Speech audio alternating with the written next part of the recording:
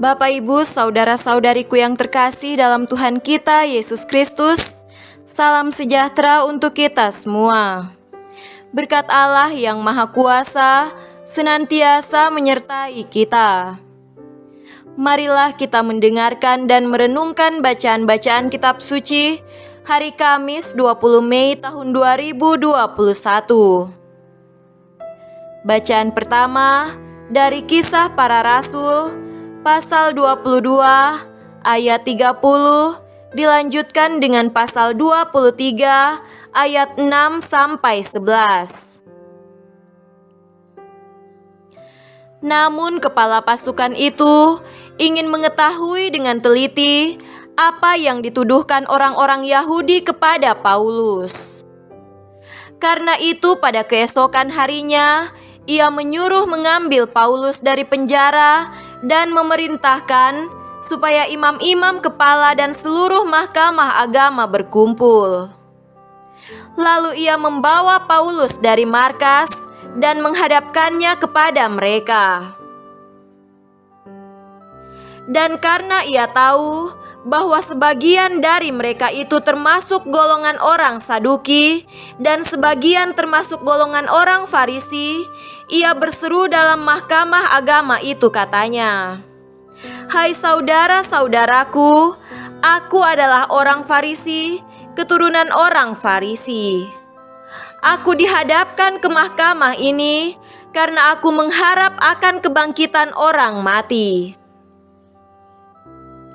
Ketika ia berkata demikian, timbullah perpecahan antara orang-orang Farisi dan orang-orang Saduki, dan terbagi-bagilah orang banyak itu. Sebab orang-orang Saduki mengatakan bahwa tidak ada kebangkitan dan tidak ada malaikat atau roh, tetapi orang-orang Farisi mengakui kedua-duanya. Maka terjadilah keributan besar. Beberapa ahli Taurat dari golongan Farisi tampil ke depan dan membantah dengan keras, katanya, "Kami sama sekali tidak menemukan sesuatu yang salah pada orang ini.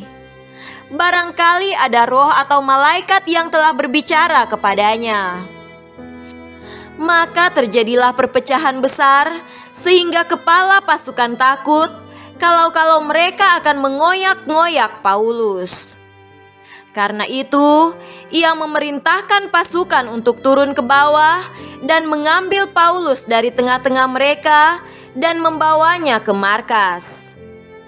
Pada malam berikutnya, Tuhan datang berdiri di sisinya dan berkata kepadanya, "Kuatkanlah hatimu, sebab sebagaimana engkau dengan berani telah bersaksi tentang aku di Yerusalem, demikian jugalah hendaknya engkau pergi bersaksi di Roma." Demikianlah sabda Tuhan. Syukur kepada Allah.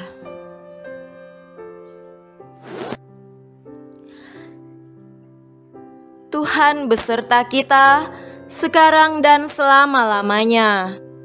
Inilah Injil Yesus Kristus menurut Yohanes. Dimuliakanlah Tuhan. Injil Yohanes pasal 17 ayat 20 sampai 26.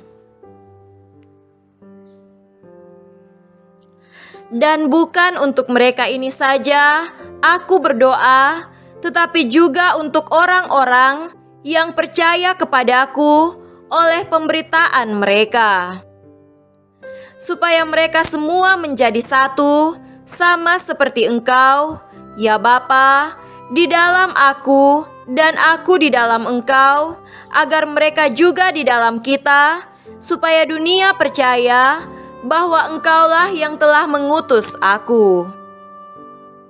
Dan aku telah memberikan kepada mereka kemuliaan yang Engkau berikan kepadaku, supaya mereka menjadi satu, sama seperti kita adalah satu. Aku di dalam mereka dan Engkau di dalam aku, supaya mereka sempurna menjadi satu, agar dunia tahu bahwa Engkau yang telah mengutus aku dan bahwa Engkau mengasihi mereka sama seperti Engkau mengasihi aku. Ya Bapa, aku mau supaya dimanapun aku berada, mereka juga berada bersama-sama dengan aku, mereka yang telah Engkau berikan kepadaku, agar mereka memandang kemuliaanku yang telah Engkau berikan kepadaku, sebab Engkau telah mengasihi aku sebelum dunia dijadikan.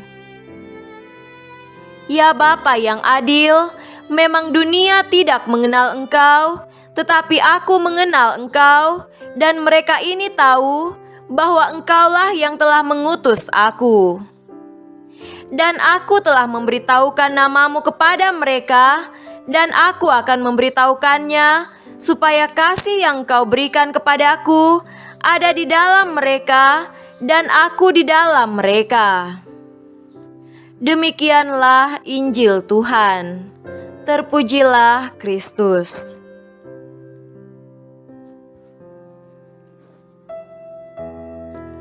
Saudara-saudariku yang terkasih dalam Tuhan kita Yesus Kristus, tema renungan kita pada hari ini adalah Tuhan selalu menyertai umat-Nya.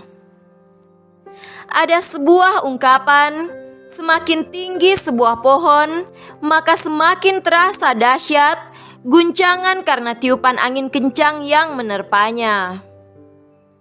Umumnya, ungkapan ini diartikan sebagai semakin orang melakukan hal-hal yang baik dan benar secara konsisten dan serius, orang akan semakin diterpa penolakan, kritik, sindiran, kecemburuan, fitnah, gosip dan tuduhan-tuduhan yang berusaha mengoyak keteguhan dan kesetiaan kita.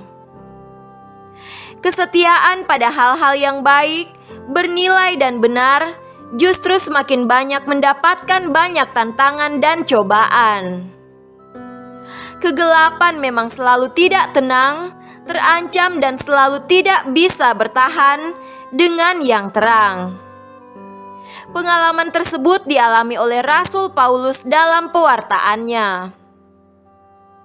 Ia tidak hanya dipersoalkan, tetapi dikejar, diadili, dipenjara dan disuruh untuk mempertanggungjawabkan wewenang dan tugas-tugasnya. Paulus dicerca dan dipersoalkan identitas dan asal-usulnya, kuasa mengajarnya dan masa lalunya. Tetapi yang istimewa adalah Paulus berani menerangkan dirinya, menjalani kesulitan dan tantangan, dan tetap percaya bahwa Tuhan menyertai dia. Di dalam penjara, Tuhan menunjukkan dirinya dan berjanji untuk menolong dia. Saudara-saudariku terkasih, penyertaan dan penjagaan Tuhan terhadap semua yang telah menjadi bagian dari kawanannya itu terlihat dalam Injil Yohanes pada hari ini. Menjelang kenaikannya ke surga, Yesus menjaga dan menyertai kawanannya ini dengan doa, kasih, mohon kesatuan yang erat dengan Bapanya, dan berkat Roh Kudus untuk mereka.